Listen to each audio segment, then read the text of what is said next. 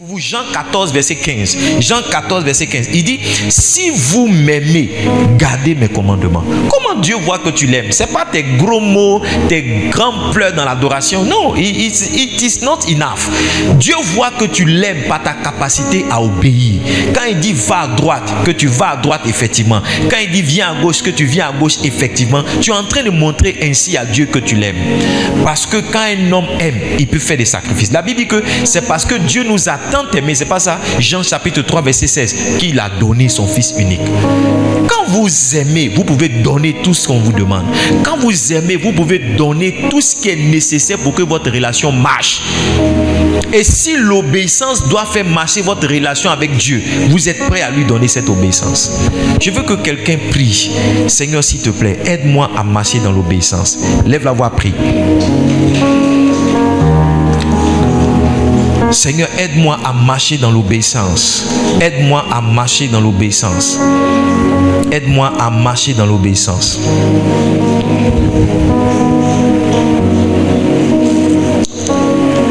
Alléluia.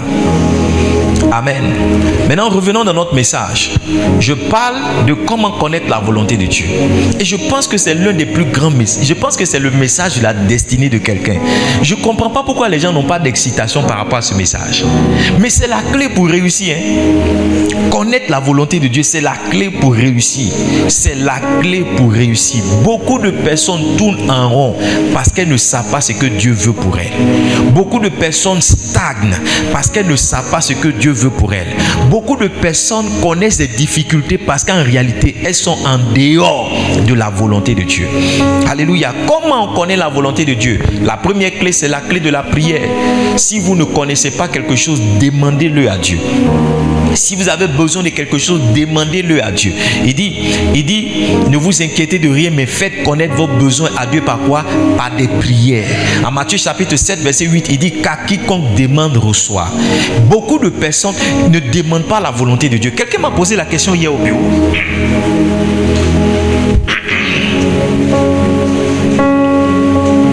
Quelqu'un m'a posé la question hier au bureau et je lui ai expliqué que, tu vois, tu as passé 2 semaines dans des difficultés, mais tu n'as pas pris la peine de demander à Dieu quelle était sa volonté. Je lui ai dit, toute ta prière c'était Seigneur, règle mon problème. Seigneur, règle mon problème. Seigneur, règle mon problème. Alors qu'il y avait une certaine volonté dans cette situation que tu vivais. Un jour, je suis allé au pressing et bizarrement, le pressing était fermé. Et en revenant, j'ai senti que je suis passé sur quelque chose avec la voiture. Et quand je suis passé sur quelque chose, je retournais à la maison parce que le pressing était fermé. Et en retournant à la maison, il y avait un taxi qui était devant moi. Le taxi là roulait entre 20 km/h et 30 km/h. Il roulait lentement et je ne pouvais pas le dépasser. Mais pendant que je roulais la voiture aussi, je sentais qu'il y avait un problème sur la voiture. Mais je ne pouvais pas m'arrêter. J'ai roulé la voiture jusqu'à ce que j'arrive à la maison. Quand je suis arrivé à la maison, j'ai réalisé que le pneu arrière gauche de la voiture était crevé. Et ce matin, le Saint-Esprit m'a dit, si le taxi là n'était pas devant toi, tu serais allé rapidement. Et en allant rapidement, tu allais abîmer le pneu. Mais et Dieu a dit, comme je ne voulais pas que tu ailles rapidement, c'est pourquoi j'ai disposé ce gars-là devant toi pour régler ta vitesse. Parce que c'est seulement à cette vitesse-là que le pneu ne pouvait pas se rompre et que toi-même tu ne pouvais pas faire de tonneau et que tu arrives à la maison sain et sauf. J'ai dit, waouh!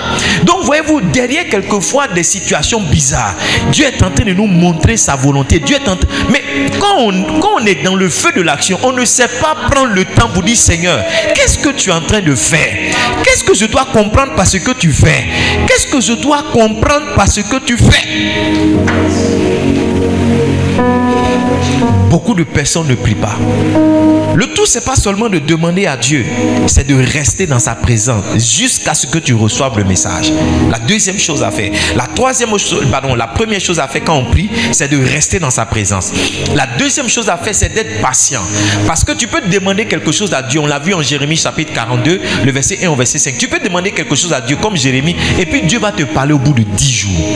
Donc c'est pas parce que tu es rentré dans 11 heures de prière aujourd'hui que à la 12e heure le message va venir.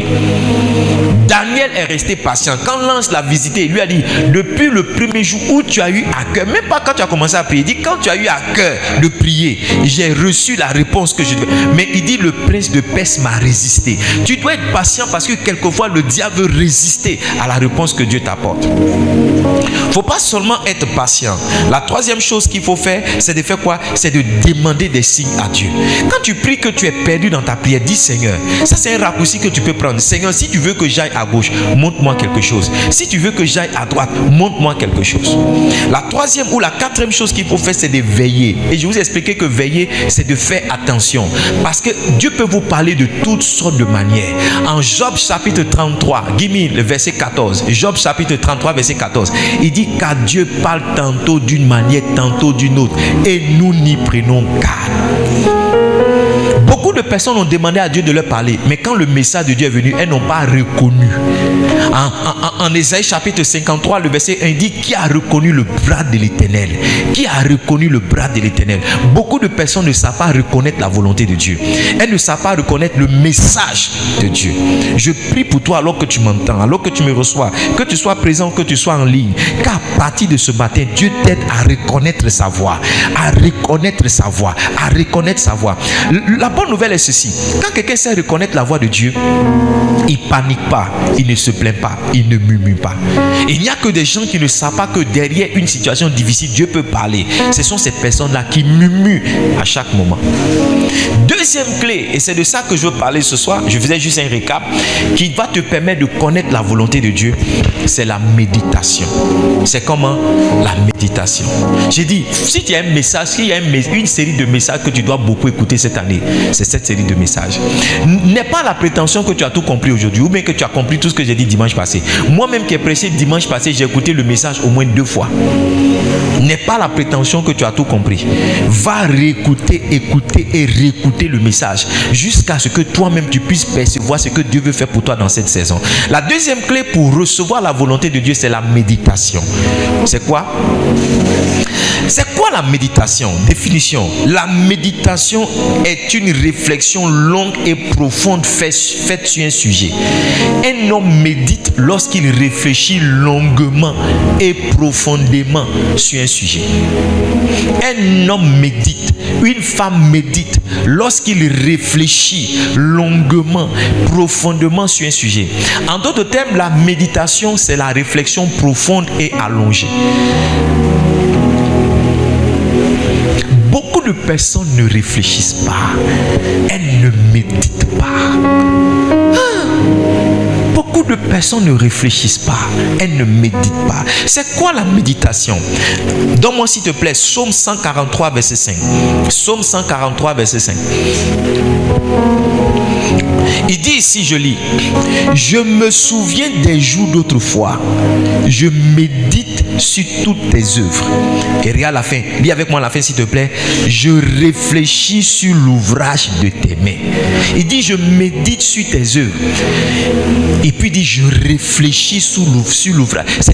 C'est une formule grammaticale de vocabulaire qui permet d'insister sur ce qu'il est en train de dire. En d'autres termes, je médite sur tes œuvres, ce n'est rien d'autre que je réfléchis sur l'ouvrage de tes mains. Parce que les œuvres de Dieu, c'est l'ouvrage de ses mains. Méditer, c'est réfléchir longuement et profondément. Deuxième définition de la méditation, c'est quoi la méditation, pasteur? C'est un ensemble de questions que l'on pose en vue de trouver des réponses adéquates. Quand un homme médite, il pose beaucoup de questions.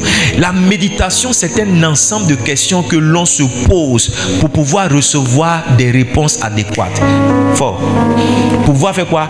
Recevoir des réponses adéquates. Quand un homme réfléchit, il pose des questions. En d'autres termes, on médite en se posant des questions et en posant des questions à Dieu. Il n'y a pas de méditation sans interrogation. Quelqu'un peut écrire ça pour moi? Ça fait 2 paroles fortes. Il n'y a pas de méditation sans interrogation. Il n'y a pas de méditation sans questionnement. Non, ça n'existe pas. Ça n'existe pas. La méditation, il faut noter la troisième chose que j'ai écrite ici, c'est une aventure vers une compréhension poussée des choses. C'est une aventure vers quoi? Une compréhension poussée des choses. Le jour où un homme décide de méditer, ça veut dire qu'il s'est engagé à comprendre des choses plus profondément. Il s'est engagé à comprendre des choses encore plus en profondeur. Suivez très bien ce message, il va changer votre vie. La méditation, j'ai dit, c'est quoi? C'est une aventure vers une compréhension poussée des choses. La méditation, c'est un ensemble de questions que l'on se pose en vue de trouver des réponses adéquates. Et j'ai dit que la méditation, c'est une réflexion longue et profonde sur un sujet. Maintenant, pasteur, comment est-ce que la réflexion peut m'aider à connaître la volonté de Dieu? La méditation va t'aider à connaître la volonté de Dieu si tu médites sur les éléments qui suivent. Lisons la Bible ensemble. Actes chapitre 9. Actes chapitre 9. Donne-moi peut-être à partir du verset 5. Actes chapitre 10, Actes chapitre 10. On va lire le verset 5 jusqu'au verset 9. Actes chapitre 10. Envoie maintenant des hommes à Joppé et fais venir Simon, surnommé Pierre. Next. Il est logé chez un certain Simon corroyeur, dans la maison qui est près de la mer. Next. Dès que l'ange qui lui avait parlé fut parti, Corneille appela 2 de ses serviteurs et un soldat pieux dans ceux qui étaient attachés à sa personne. Verset 9. Et après leur avoir raconté, il les envoya à Joppé. Verset 9. Le lendemain, comme ils étaient en route, ils approchaient de la maison. Pierre monta sur le toit vers la 6e heure pour prier. Allons-y encore. Pour prier. Il eut faim et il voulut manger. Pendant qu'on lui préparait à manger, il tomba en extase. Il vit le ciel ouvert. Tu verras le ciel ouvert cette année au nom de Jésus. Et un objet semblable à une grande nappe attachée par les 4 coins qui descendait et s'abaissait vers la terre. Allons-y directement, verset 17. Verset 17. Verset 17. Tandis que Pierre ne savait en lui-même que penser du sens de la vision. Il ne savait pas quel était le sens de la vision. La Bible dit, voici les hommes envoyés par Corneille s'étaient informés de la maison où Simon se présentait à la porte. Qu'est-ce que Pierre a fait?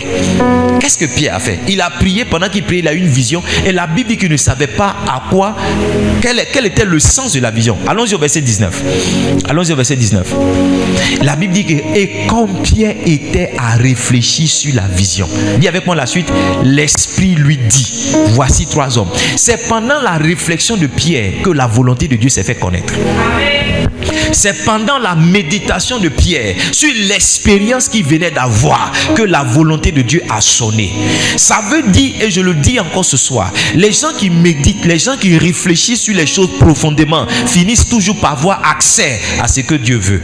9 éléments ou bien 8 éléments sur lesquels tu dois réfléchir pour avoir la volonté de Dieu. Le premier élément, il faut noter. Premier élément, réfléchis ou médite sur ta situation. La situation dans laquelle tu es là, il faut méditer là-dessus. Beaucoup de personnes vivent sans réflexion. Elles ne prennent pas le temps de penser à ce qu'elles vivent, à ce qu'elles traversent, pour savoir ce que Dieu veut pour elles. Ta situation, c'est quoi? Réfléchis sur ton passé, réfléchis sur ton présent, réfléchis sur ton futur. Quel âge j'ai? De quelle famille est-ce que je viens? Qu'est-ce qui se passe dans ma famille? Pourquoi ma famille est comme ça? Pourquoi ma vie est comme ça? Pourquoi j'ai tel âge et je n'ai pas ceci? Pourquoi est-ce que bon, très peu de personnes se posent les questions sur leur vie. La Bible dit, et je vais vous parler de l'enfant prodigue en Luc chapitre 15, le verset 17. L'enfant prodigue, la Bible nous dit qu'il a quitté son papa avec son héritage, il est parti. Il a vécu dans la débauche. Mais arrivé un moment, la vie était difficile pour lui. Il n'a pas continué dans cette difficulté de la vie. Il s'est assis, il a commencé à réfléchir. Au verset 17, la Bible dit qu'il est rentré en lui-même. Et je vous ai dit que la réflexion, c'est lorsqu'on se pose des questions. Et il a dit, combien de mercenaires chez mon père ont du pain en abondance et moi je meurs ici de pain? C'est une question qui s'est posée. Il dit, il y a combien de mercenaires chez mon papa qui mangent et puis moi ici, je meurs de faim. À partir de cette réflexion-là, une décision est sortie. À partir de cette réflexion-là, une orientation est venue. À partir de cette réflexion-là, celui qui était sorti de la volonté de Dieu est rentré à nouveau dans la volonté de Dieu. Assieds-toi, rentre en toi-même et pose-toi des questions. Combien de jeunes de mon âge ont déjà accompli ça et moi je n'ai encore rien accompli? Combien de femmes de mon âge ont déjà réalisé ça et moi je n'ai encore rien réalisé? Combien de mes frères sont déjà à tel niveau et moi je ne suis pas à tel niveau? Combien de pasteurs ont déjà fait ça et moi je n'ai pas fait ça? Quand tu seras en train de réfléchir, tu seras en train de méditer, tu seras en train de te poser ces bonnes questions-là, Dieu va t'aider pour t'envoyer les bonnes réponses. Et ces bonnes réponses-là vont t'orienter dans sa volonté.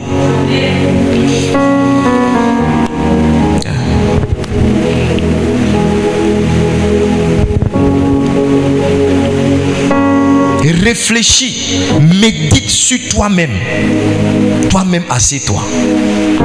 Assieds-toi. J'ai échoué au bac D avec 188 points, sans aucune moyenne dans une matière scientifique. Il me fallait avoir 9 sur 10 en mathématiques. Là où il me fallait avoir 10 sur 20 en mathématiques. Là où j'ai eu 9, j'aurais eu le bac. J'ai pris ma collante.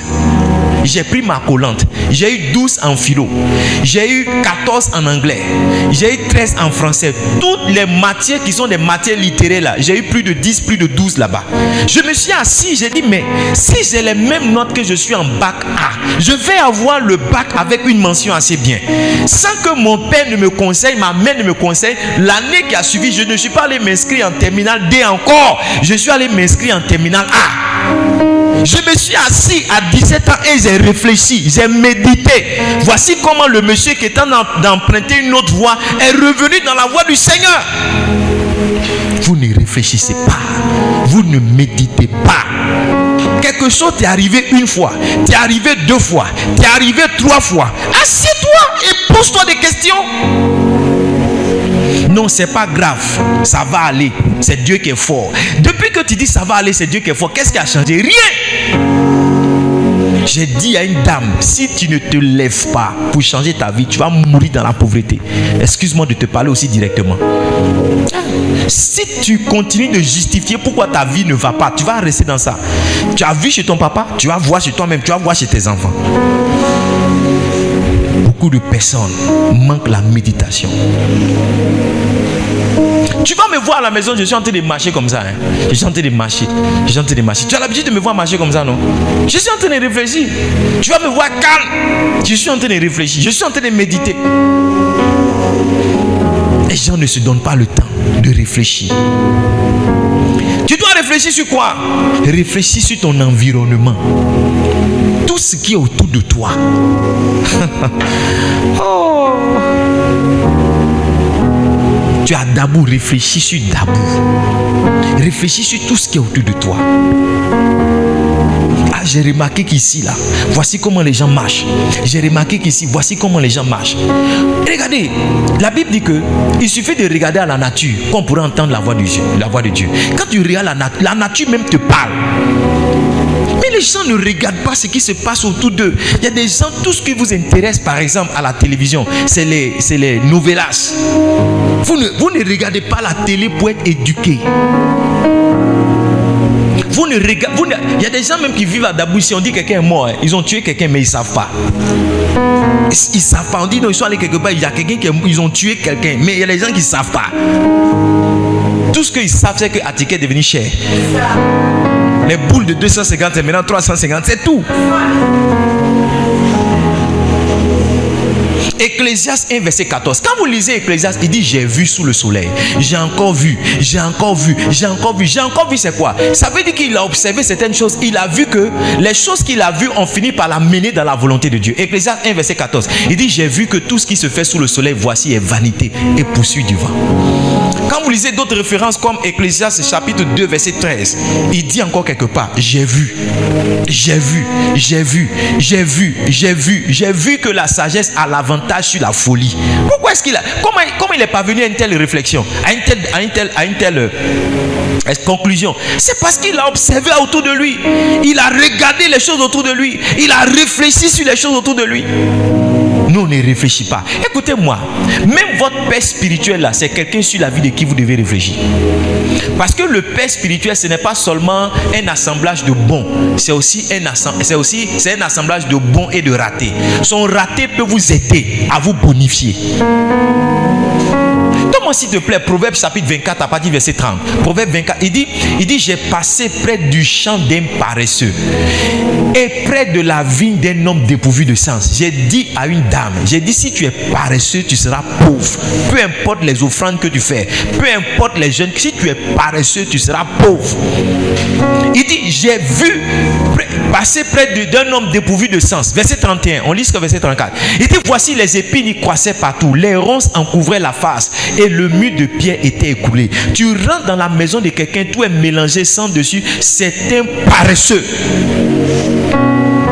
C'est un paresseux. Verset, il dit j'ai regardé attentivement. Ça veut dire que j'ai observé, j'ai réfléchi, j'ai médité. Il dit j'ai tiré instruction. Un peu de sommeil, un peu d'assoupissement, un peu croiser les mains pour dormir. Verset 34. Il dit et la pauvreté te surprendra comme un voleur et la disette comme un homme en âme. C'est pas ça? Et la pauvreté te surprendra comme un rôdeur et la disette comme un homme en âme. Quand il a observé, il a réfléchi, il a vu que la paresse conduit à la pauvreté. Si tu regardes autour de toi, tu vas voir qu'il y a certaines choses qui conduisent là.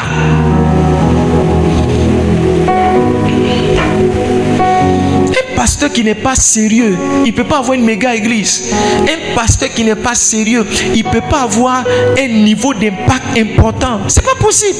On n'a pas besoin de... Il suffit d'observer tous ceux qui ont de l'impact. Tu vas voir qu'ils sont sérieux. Tu vas voir qu'ils sont sérieux. Tous ceux qui sont à la dimension internationale, mondiale, globale, tu vas voir qu'ils partagent quelque chose en commun. Ils sont sérieux.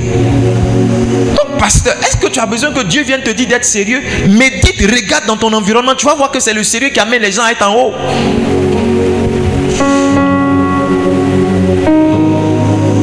Dis à ton voisin, médite sur ton environnement. Chaque fois que vous réfléchissez profondément sur quelque chose, il y a des instructions que vous en tirez. J'ai dit quoi? Chaque fois, il faut noter ça. Chaque fois que vous réfléchissez profondément sur un sujet, il y a des instructions que vous en tirez. Chaque fois que tu réfléchis sur un sujet, il y a des instructions que tu tires. Il y a des instructions que tu tires.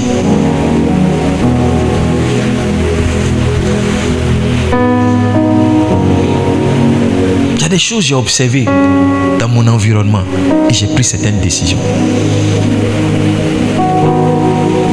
Tu dois réfléchir sur quoi? Tu dois réfléchir sur toi-même. C'est ce que j'ai dit. Non, premier, c'est quoi? Tu dois réfléchir quoi? Sur ta situation. Deuxième, tu dois réfléchir sur ton âme. Troisième, réfléchir sur toi-même. Quand tu réfléchis sur toi-même là, pose-toi la question, qu'est-ce que je sais faire? Quelles sont mes forces? Quelles sont mes faiblesses? J'ai dit quoi? Quelles sont mes forces? Quelles sont mes faiblesses? Quand je suis allé à Accra l'année dernière, que je tentais de prier à Mapon, le Saint-Esprit m'a dit, écris maintenant tout ce que tu sais faire. J'ai écrit, je sais chanter, je sais écrire des livres, je sais prêcher, j'ai écrit tout. Quand j'ai fini d'écrire, il dit, c'est ça qui est ton travail. Concentre-toi sur ça. Toi, tu ne sais pas préparer. Tu veux aller faire concours culinaire. Je sais pas. Je sais pas. Toi, tu n'es pas patiente, mais tu veux être responsable. Ça ne marche pas. Ou bien tu as problème avec l'argent. C'est-à-dire que toi, tu ne peux pas garder. Quand tu vois l'argent de quelqu'un, tu prends. Et puis tu veux encaisser, tu veux être trésorier d'un département. Toi, Toi-même, tu ne te connais pas. Ou bien tu as une faiblesse avec les femmes, mais tu veux forcément rentrer dans l'équipe de louange. Tu sais que tu ne peux pas rester dans une atmosphère, c'est une atmosphère, mais une atmosphère. Tu ne peux pas rester dans une atmosphère où il y a les femmes, mais forcément c'est où les femmes sont là, tu vas aller rester. Il ne faut pas tomber et dire non, Dieu voulait qu'il passe par là. Non, Dieu ne voulait pas que tu passes par là, c'est toi qui allais te casser là-dedans. Yes. La Bible dit en 1 Samuel chapitre 17, quand vous lisez le verset 38 jusqu'au verset 50, quand David devait aller combattre Goliath, la Bible dit que Saül lui a donné son ami. Vous vous rappelez de ça, non? David a porté l'ami de Saül. Quand il a bougé, il a vu que c'était trop lourd. Il a enlevé l'ami. Il allait prendre sa fronde et 5 pieds dans le torrent. C'est ce que lui connaît. Et quand vous lisez, donne-moi le verset 50. Donne-moi le verset 50 s'il te plaît. Le verset 50. La Bible dit 1 Samuel 17 verset 50. Please follow me, media. 1 Samuel dit, il dit ainsi avec quoi? Avec une fronde et une pierre. David fut plus fort que le Philistin. Il le terrassa et lui ôta la vie sans avoir d'épée à la main. Saül, ce que lui connaissait, c'était épée avec armure. David, ce que lui connaissait, c'était une fronde et une pierre. Quand tu réfléchis sur toi-même, tu sais ce qui peut marcher avec toi, ce qui ne peut pas marcher pour toi. Tu sais ce qui peut aller avec toi, ce qui ne peut pas aller avec toi. Tu sais. Tu sais. Tu sais. Donc tu n'as pas besoin de dire non, c'est la volonté de Dieu que je porte une armure. Non. Je vous assure, allez vous asseoir à la maison et réfléchissez sur vous-même. Prenez une retraite, un temps de retraite et ayez des méditations profondes. 4e chose sur laquelle tu dois réfléchir, il faut que je finisse ça.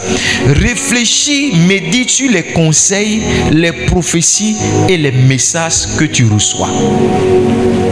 C'est un groupe de mots. Les conseils, les prophéties, les messages. C'est-à-dire le ministère de ton pasteur ou bien de l'homme de Dieu que tu suis là. Il faut réfléchir sur ce qu'il te dit. J'ai reçu une dame et je lui parle. Elle me répond. J'ai dit, madame, il faut que tu travailles. Elle dit, mon petit frère même travaille, mais il ne s'en sort pas. J'ai dit, il faut que tu te lèves. Elle dit, oui, ma grande soeur s'est déjà levée, mais c'est la même chose.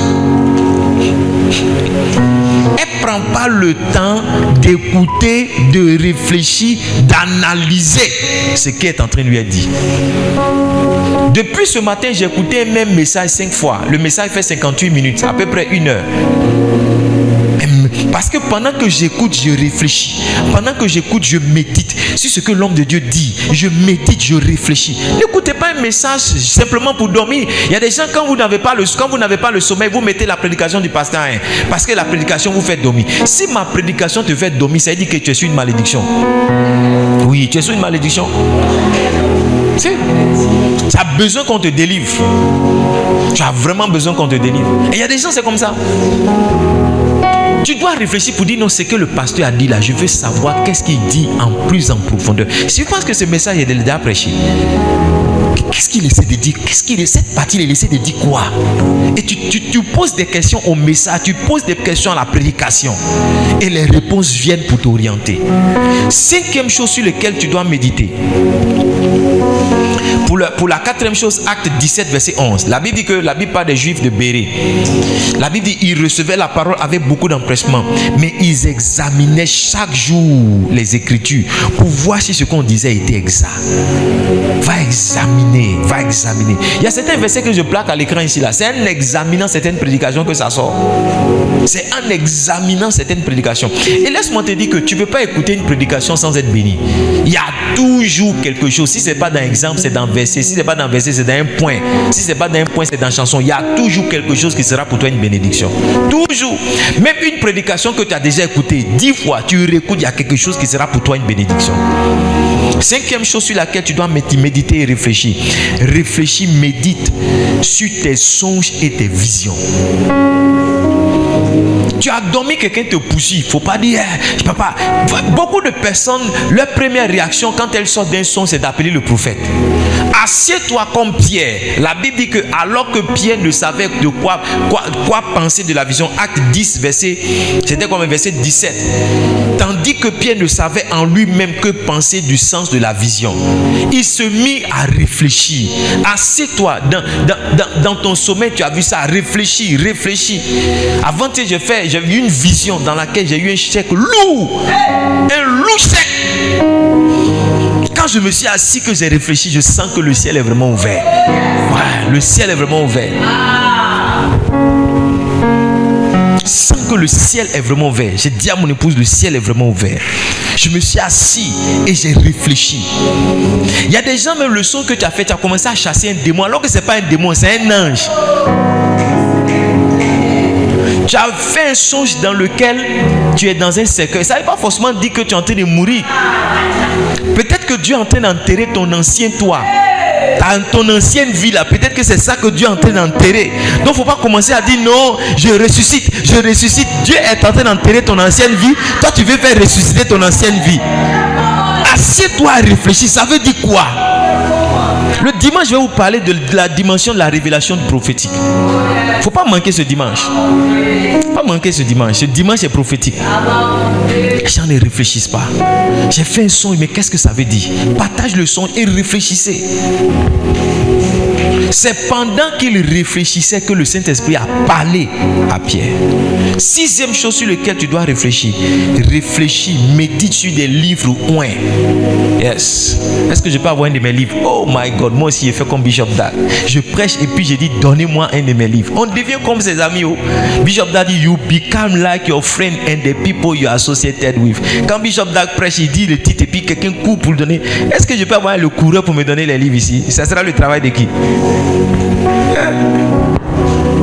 Par exemple, ça c'est le livre. Mon livre, ça s'appelle Aller.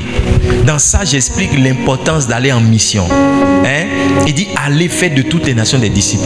Tu dois t'asseoir comme ça, prendre un passage ou bien prendre le livre. Et pendant que tu réfléchis sur le livre. Tu penses à ta vie, mais à travers le livre. Je disais à Dieu, mais pourquoi on n'a pas de pasteur dans cette église? Je suis le seul pasteur. Comment on fait puis les pasteurs viennent? Je suis tombé sur le livre, ce que ça signifie d'être un berger. Et pendant que je lisais, je suis tombé sur une histoire dans le livre qui s'appelle Le carré d'ananas. Et Bishop Dag dit, il est allé prêcher, il est allé prier sur une montagne. Et il a vu un petit champ comme ça, c'était un carré d'ananas. Et le Saint-Esprit lui a dit, tu vois, tout ici c'est de l'herbe. Mais si tu vois l'ananas, ça veut dire qu'il y a quelqu'un qui a été intentionnel pour planter des ananas. Et j'ai entendu le Saint-Esprit me dire, ce que tu n'as pas dans ton ministère, c'est ce que tu n'as pas planté. Voici comment l'école de Pierre est née. J'ai dit, ok, maintenant on va enseigner les pasteurs. Quand vous êtes revenus après la guerre, là, j'ai commencé à enseigner la pneumatologie. J'ai enseigné la sotériologie. Tu te rappelles, non? J'ai enseigné la christologie. C'est en méditant sur le livre là que l'orientation, la volonté. Est-ce que l'école de Pierre, c'est pas une bénédiction pour moi? Je vois l'excitation que les gens ont le dernier dimanche de décembre de passer à la graduation. C'est venu parce que j'étais en train de méditer sur un livre. Il y a des gens qui sont charnels qui se disent mais la Bible est là, pourquoi encore méditer sur un livre?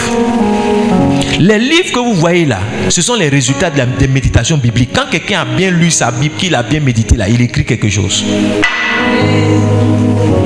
Il écrit quelque chose. Donc un livre point te ramène toujours dans la Bible. Un livre point t'aide à comprendre la Bible. Un livre point t'aide à connaître la volonté de Dieu pour toi dans une saison. C'est pourquoi si tu es spirituel, tu vas voir que le Saint-Esprit t'oriente vers un livre. Tu vas voir que il y a quelqu'un ici là. Le fait que j'ai présenté ça, le Saint-Esprit est en train de te parler. Le livre que j'ai présenté là, ça veut dire il est en train de dire que c'est la situation que tu vis là, la situation de ton ministère, c'est ce livre là que tu dois lire. Il y a quelqu'un qui m'écoute en ligne. Le Saint-Esprit est en train de dire que tu dois acheter tous les livres du pasteur. Pas parce que tu dois lui donner l'argent, parce que dans cette saison, c'est ce qui sera ta bénédiction. Simplement. Et vous n'êtes pas spirituel. J'écoutais un homme de Dieu, il a cité certains livres, J'ai dit, tous les livres qu'il a cités là, je dois les lire.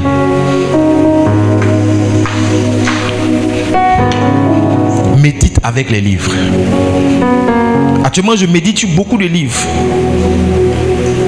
La sagesse du serpent, les secrets de l'expansion, ce sont les livres que je lis actuellement. Tu dois méditer sur quoi? Daniel dit, il vit par les livres. Daniel 9, verset 2, pardon. Daniel 9, verset 2, il dit, la première année de son règne, moi, Daniel, je vis par les livres qui devaient s'écouler 70 ans.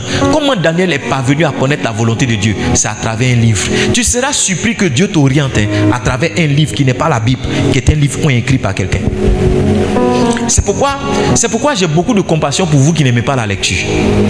Vous qui ne pensez pas que la lecture peut vous aider. Vous qui ne voyez pas le lien entre la lecture et puis l'impact dans le ministère. Bishop David Ripo dit, if you are not a reader, you cannot be a leader. Si tu n'es pas un lecteur, tu ne peux pas être un leader. Jamais.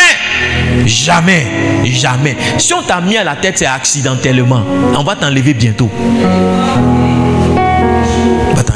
Il n'y a pas quelqu'un qui n'est pas un lecteur qui est un leader. Ça n'existe pas. Si tu vois un homme qui a la tête d'un mouvement et qui conduit bien le mouvement, va fouiller. Il a une bibliothèque. Il a une bibliothèque chez lui. Une chose que vous devez avoir en tant qu'enfant de Dieu, ce sont des bibliothèques.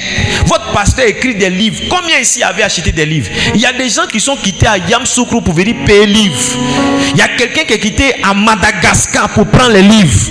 Il y a quelqu'un qui m'a appelé de Divo. Il dit il veut les livres. Mais Benoît, Sikensi, c'est un pasteur qui m'a envoyé ce stand que vous voyez là. C'est un pasteur qui m'a envoyé ça de Sikensi, qui l'a fabriqué, qui me l'a envoyé. Il a été le deuxième même à acheter mes livres. Les livres n'étaient pas encore produits que lui l'avait déjà acheté. Et je lui ai dit, je viens à Sikensi te rendre visite, te donner tes livres et venir avec le stand. Il dit non, permets-moi de venir te donner ça. Il a roulé sa voiture. Il est venu me donner. Toi, tu es assis ici, je prêche, tu dors.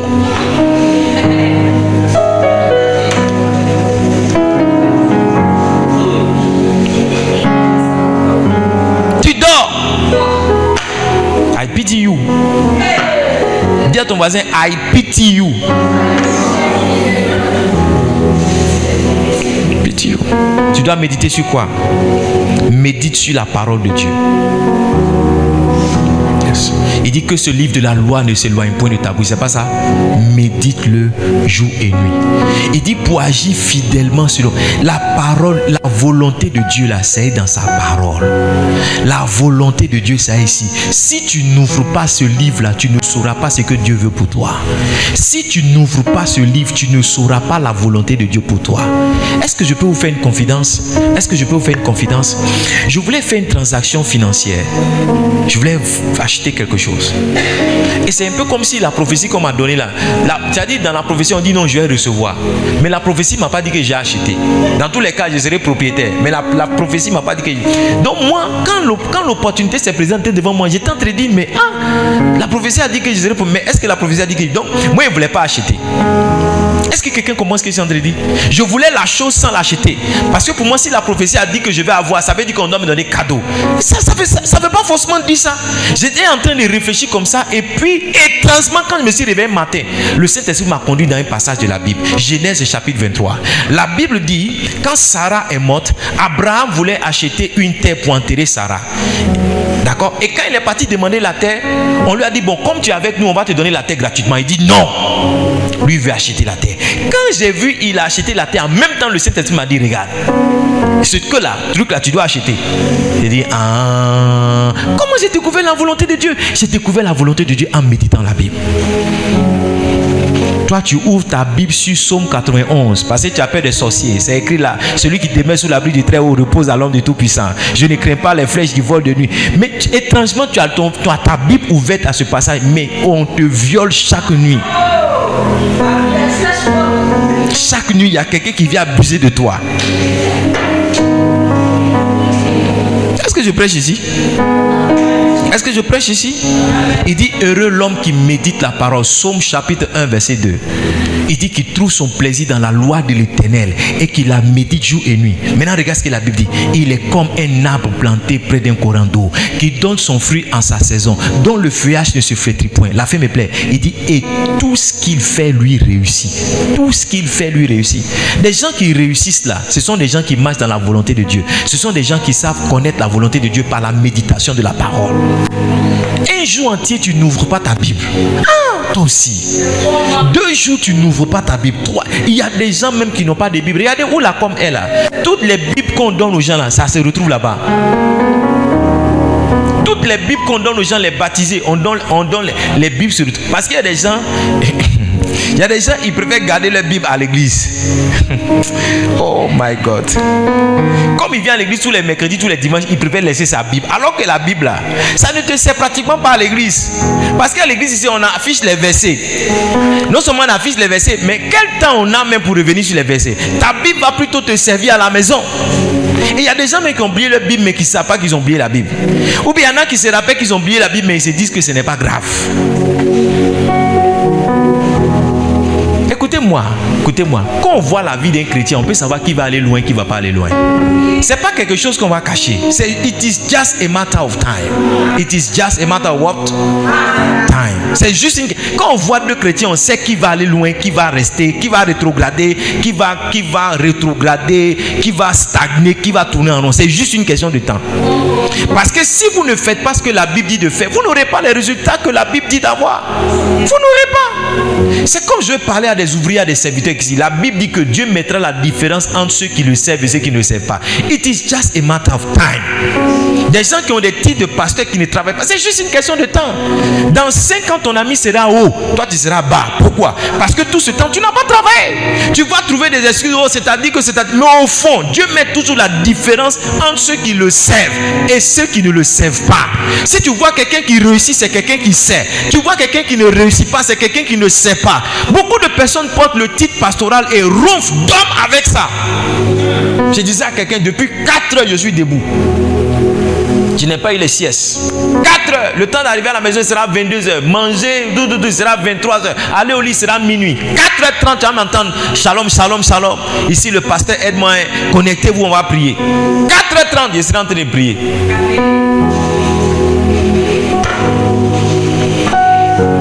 Dieu est en train de nous bénir. Ne dites pas comme quelqu'un a dit, non, pasteur, tu sais, on m'a dit que tu es un sataniste. Si quelqu'un pasteur qui est dans mon bureau, il dit, non, pasteur, on m'a dit que tu es un sataniste. Mais je ne les ai pas écoutés. Dieu met la différence entre ceux qui servent et ceux qui ne servent pas. It is just a matter of time. Même dans l'église, ceux qui sont les ouvriers ici, ceux qui servent dans le ministère, ça se voit. Ceux qui sont là 1 mois, qui disparaissent 2 mois, qui viennent, ça se voit aussi. Ça se voit. Bref. Quel élément? On était sur quel élément? Méditer sur la parole. C'était quel élément? 6e ou 7e, ça dépend de comment tu notes. 7e, 8e élément, réfléchis sur Dieu et ses œuvres. Psaume 63, verset 7. Lorsque je pense à toi sur ma couche, je médite sur toi pendant les veilles de la nuit. Vous méditez sur Dieu.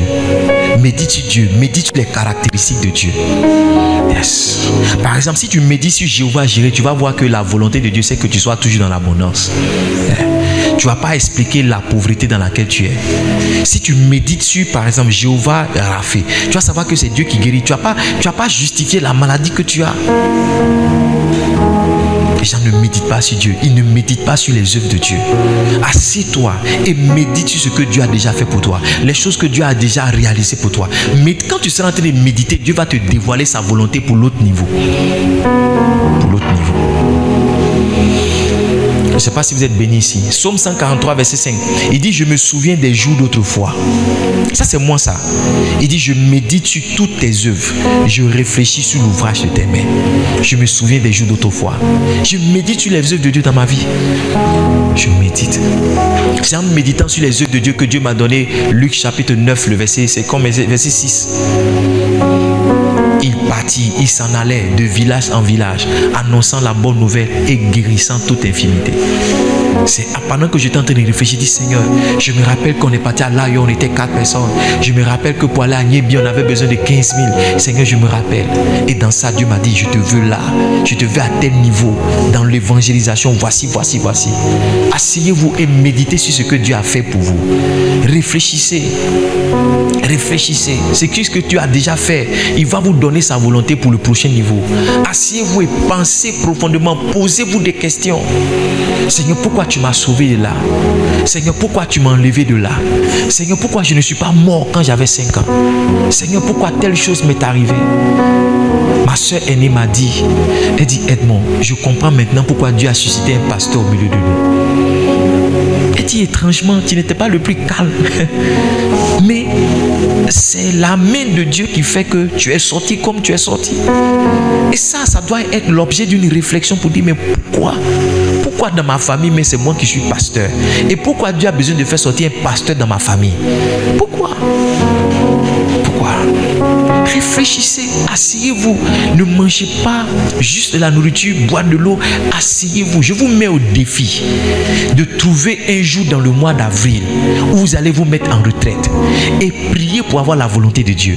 Réfléchissez et méditez sur les choses que je vous ai données. Peut-être que le Saint-Esprit peut vous inspirer d'autres choses, mais réfléchissez, méditez et revenez me voir pour me dire que vous n'avez pas vu la volonté de Dieu. Vous n'avez pas connu la volonté de Dieu. Je vous mettrai dans 3 jours de jeûne. Après cela, je prierai pour votre délivrance.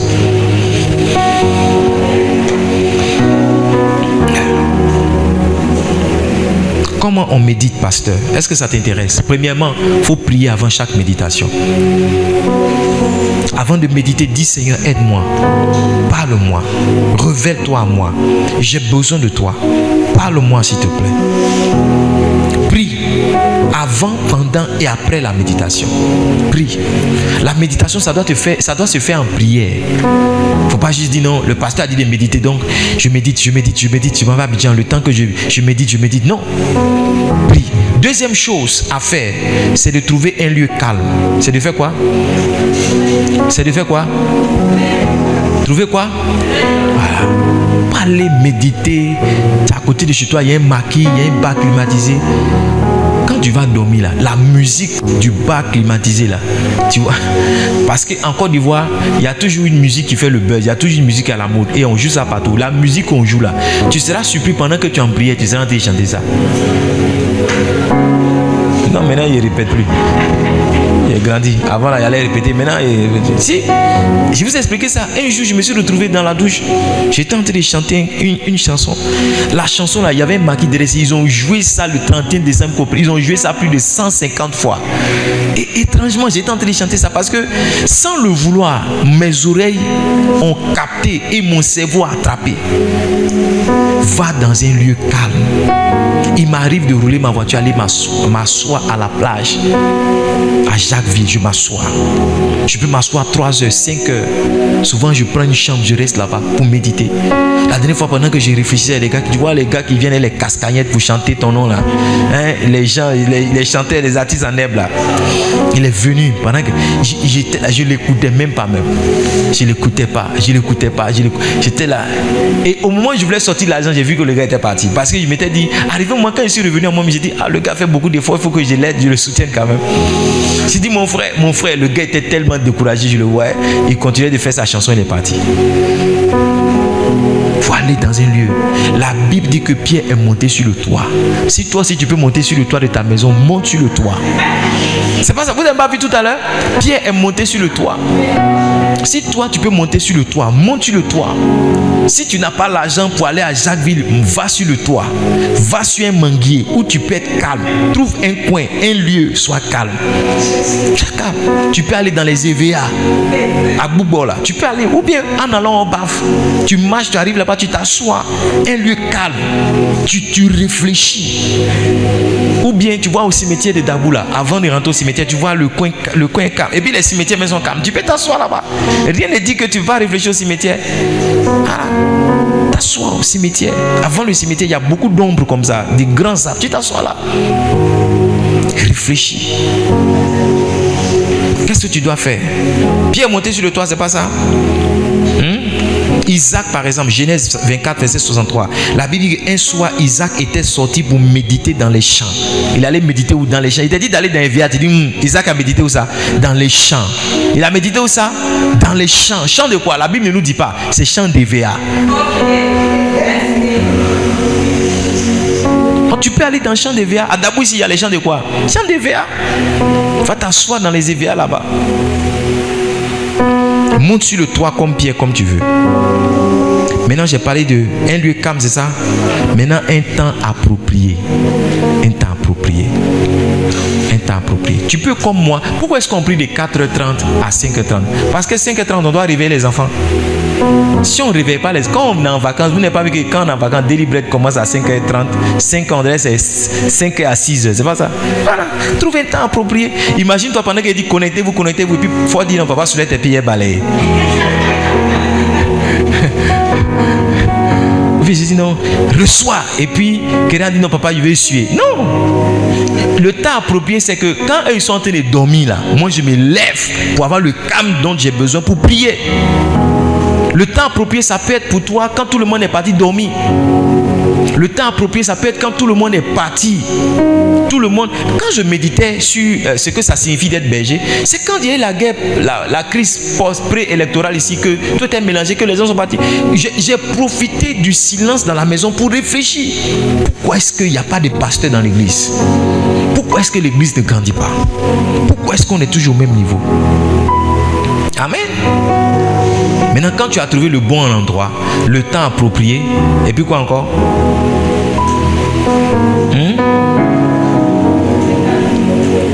faut te poser des questions. Troisième point, il faut avoir une série de questions. Il faut avoir une série. Quand tu vas méditer là, tu dois dire question 1. Quand j'arrive là-bas, question 1. Question 2. Question 3. Question 1, pourquoi il n'est pas l'argent? Question 2, pourquoi l'argent ne pas dans mes mains? Question 3, pourquoi je n'arrive pas à réaliser? Question 4, pourquoi je travaille beaucoup, on me paye petit? Question 5, pourquoi l'argent est rare? Je te promets que si tu vas t'asseoir dans la prière, tu poses ces questions-là. Toi, si tu as dit, je comprends maintenant. Je comprends maintenant. Ah, ok, je comprends. Tu auras l'explication. J'ai dit à Dieu, pourquoi on a eu 200 nouvelles personnes en 2017 et il y a seulement à peu près 50 personnes qui sont restées. Dès que je me suis assis au bureau, que j'ai posé cette question dans mon esprit, j'ai entendu une voix, et ça doit être la voix du Saint-Esprit qui m'a dit, tu es un bon pasteur, mais tu n'es pas un bon leader. Voici comment mon expérience dans le leadership a commencé. Vous ne vous posez pas de bonnes questions. Seigneur, pourquoi est-ce que je dois faire chaque classe d'examen 2 fois? Si tu n'étudies pas, tu vas faire 2 fois. Si tu vas demander, Dieu va dire, tu n'étudies pas. Tu n'étudies pas. Seigneur, pourquoi mes enfants, ils avaient de bonnes moyennes au collège, et puis ils sont rentrés au lycée, ils ont commencé à voir Lyon, ils ont commencé à flasher, ils ont commencé à avoir de mauvais résultats. Si tu poses la question, Dieu va te dire, regarde, fais ceci, fais cela. Il ne faut pas juste te coucher pour dire, c'est la volonté de Dieu, c'est la volonté de Dieu, ou bien c'est comme ça. Non, ce n'est pas la volonté de Dieu. Ne prenez pas tout ce qui vous arrive pour la volonté de Dieu. Quand bien même je vous ai dit que la volonté de Dieu peut vous faire passer par des moments difficiles, mais toutes les choses difficiles que vous vivez ne sont pas forcément dans la volonté de Dieu. Oui, vous devez le savoir. Comment tu sais? Tu sais en priant, tu sais en méditant, en réfléchissant. Le dimanche, je vous parlerai de la 3e clé biblique pour connaître la volonté de Dieu. Mais avec ces 2 clés-là, il ne faut pas que quelqu'un vienne me dire, papa, je ne connais pas ma volonté. Je ne connais pas la volonté de Dieu pour moi. Non. Quand quelqu'un va me poser la question, je vais le ramener dans cette série-là. Va écouter et reviens me voir. Est-ce que tu as prié? Est-ce que tu as demandé à Dieu? Hier, un frère m'a posé la question pour quelqu'un. Quand j'ai commencé, il dit, c'est vrai, je n'avais pas vu cet aspect-là. J'ai passé mon temps à demander à Dieu, donne-moi ça. Mais je n'ai même pas pris 5 minutes pour dire, Seigneur, pourquoi est-ce que, après avoir donné ma dîme, après avoir fait ceci, après avoir fait cela, pourquoi est-ce que ça n'a pas marché? Pourquoi? J'espère que tu vas méditer, tu vas réfléchir profondément. Réfléchis. La réflexion donne de la sagesse, en plus des barbes blanches et des cheveux blancs. Mais quand tu réfléchis, tu es sage. Quand tu réfléchis, ça te donne la solution. On va se tenir debout, on va prier. Que Dieu te bénisse. Que Dieu t'aide à réfléchir.